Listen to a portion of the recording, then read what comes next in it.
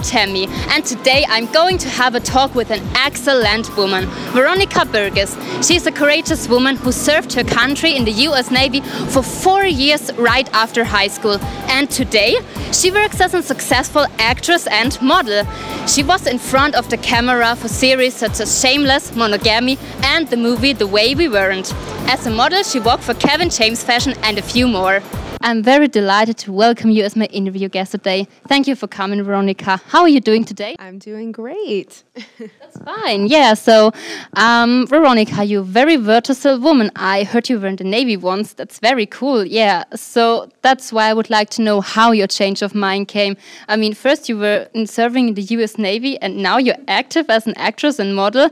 Yeah, so how did you get to acting and how did your family and friends react to your decision? Yeah, so the military was, I've always had performing in my blood. I grew up as a dancer for, I started when I was 6 and I just kept going up until I went into the Navy. So it was always kind of just a part of me.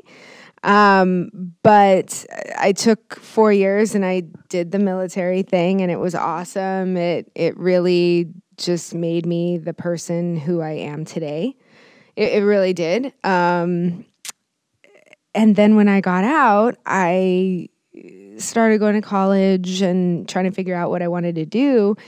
And I had always thought about modeling when I was younger, but it just didn't work out like with the schedule. Like we were so busy and with dance and school and stuff like that, that it just didn't work out. So I said, okay, this is my time to try it out. So I dove in, I just jumped in with both feet. And then through modeling, that's how I fell into acting.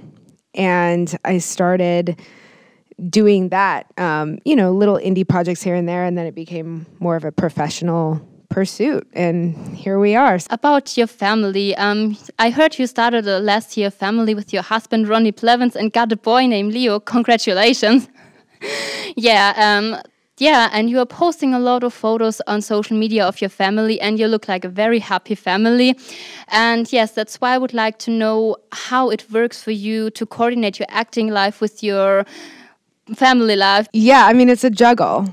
For sure. It's a delicate balance because my husband is, in a lot of different TV shows and films at any given time. And funny enough, like a month after Leo was born, he was off in Canada for a couple of months shooting a movie that's coming out this November. So it definitely is a balance.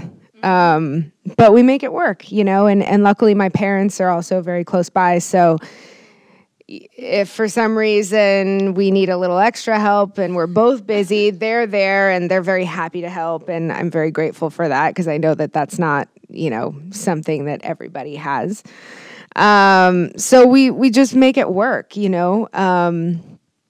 But it definitely has its stressful times when we're trying to prepare for an audition and, Leo's running around being crazy because he's one and that's what they do. And, sometimes it's hard to focus, but we make it work and it's awesome. And we are really happy. And it's funny because when I got pregnant, I was like, oh no, no, I'm not going to audition for 9 months. I had this thought in my head and there was a period of time where I was pregnant but not showing, that things weren't happening.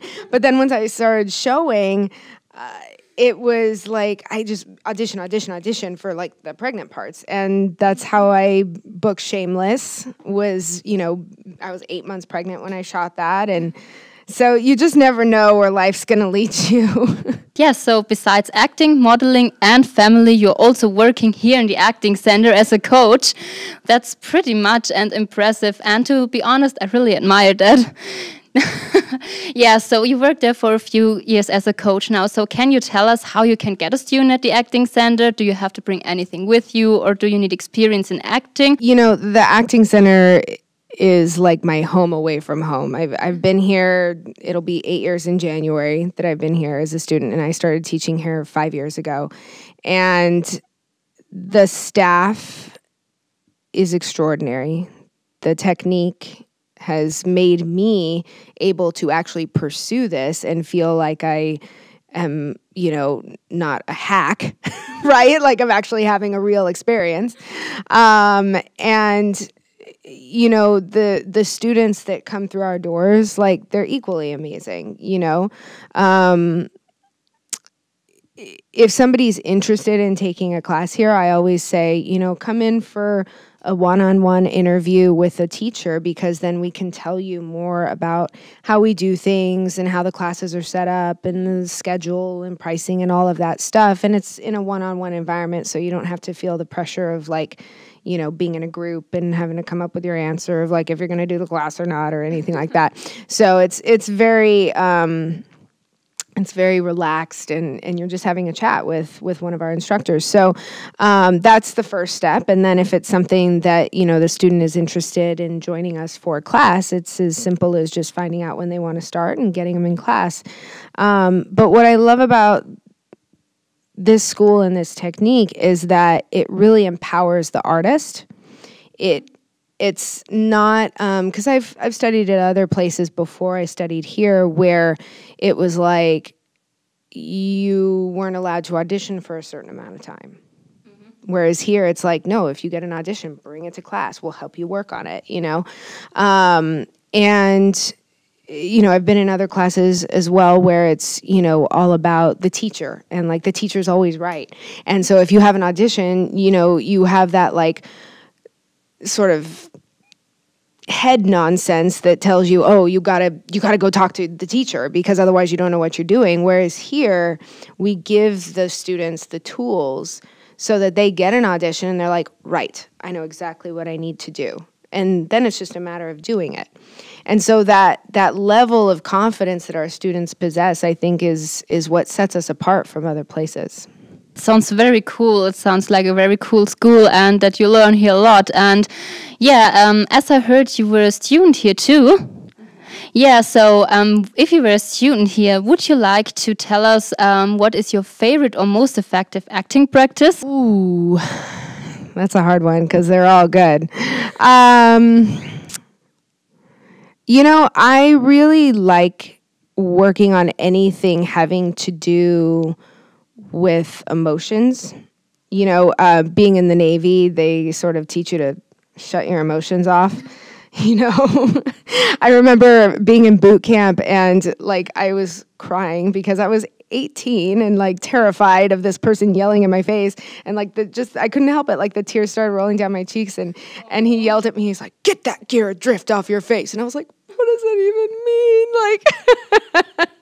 And it was my first time away from home, and I was like, what is happening? But you adapt really quickly as humans do. And so you learn to not show your emotions. And so for 4 years, I didn't show my emotions. So you can imagine when I'm like, I want to be an actor. That was the hardest thing for me. And so as a result, every time I'm in class, I always make sure to do at least a couple of different emotion exercises, because it just keeps me ready for any sort of emotional experience that a character could have. So, yeah. Yeah, but I really have to say, all your practice over the years was really worth it. I mean, you had many roles in different films and series, and that's very impressive, and congratulations. Yes, but I want to talk with you about your last movie, because recently the trailer of the new action movie Cops and Robbers with Michael J. White went viral. And in the movie you play a bank employee named Jenny. So what can you tell us about the shooting, and how was the work on set? And is there anything about the movie you can tell us so far? I wish I could. I'm excited to see it. So we shot that actually at Baja Studios in Mexico. Oh, okay. Which, I kind of geeked out for a minute, because that's where they shot Titanic, which is one of my all-time favorite movies, as is most women my age, I feel like. But we shot down there, and at the time that I was shooting that film, I was also in a play that was here with a theater company where we typically did Shakespeare on horseback. It was called Equine dell'arte, but this particular show, obviously, because it was at the Acting Center, was not on horseback. So I would drive to Mexico. I'd shoot for like a day or two, and I'd drive back because I was in rehearsals here, and then I'd drive back to Mexico the next week, do another day, drive back here. Like, it was like crazy. I think I did like 4 round trips.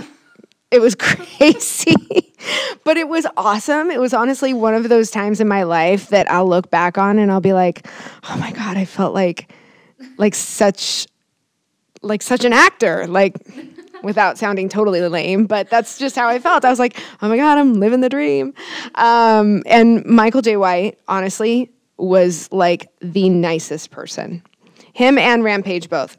Totally sweet, which, you know, they're kind of like, they're big dudes, so they can be like intimidating, but they're like totally sweet. And, you know, Scott Winhauser was the director of that film, and he is an amazing writer, and that was his directorial debut. And his vision really, from what I've seen so far, came across, and it was just very exciting to be a part of that kind of project. And my husband was also in that movie. Oh, okay. But so it's funny because like we've acted in like projects before, like he's in that project and I'm also in that project, but none of our scenes are together. Like we've never acted together.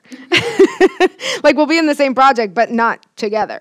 So, but yeah, it was an amazing experience. And Rosarito Beach, where the Baja Studios is a lovely town. And we were shooting there in the off season. It was just like, everybody was just amazing. It was a really cool period of time in my life. And I can't really say anything about the movie. All I can say is that, well, I don't even know if I want to say that. Sorry to be all secretive. I just don't want to say something and then be like, you weren't supposed to say that. So, but, you know, I'll keep you guys posted for when it comes out.